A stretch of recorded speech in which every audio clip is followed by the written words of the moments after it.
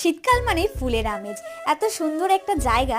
তো আমি একটু পোজ দিতে গিয়ে পড়ে যাচ্ছিলাম, তো এখান থেকে আমাদের ভিডিওটা আজকে আমরা স্টার্ট করছি। তো চলো আজকে আমরা চলে যাই আমাদের সেই ফুলের রাজ্যে, চাপড়া রানাঘাটের খুব কাছে। তো বলতে বলতে আমরা চলে এসেছি, আর আজকে এসেছিলাম একটি বিশেষ কাজে, ফটো ভিডিও করতে চলে এসেছিলাম। আর দেখো শীতকাল মানে সবুজ, আর সাথে আমি পরে নিয়েছিলাম সবুজ শাড়ি, পিঙ্ক ব্লাউজ।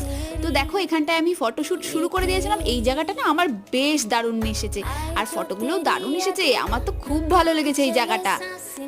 চারিদিক যেহেতু সবুজ, তাই আমি পড়েছিলাম একটু রেডের মধ্যে।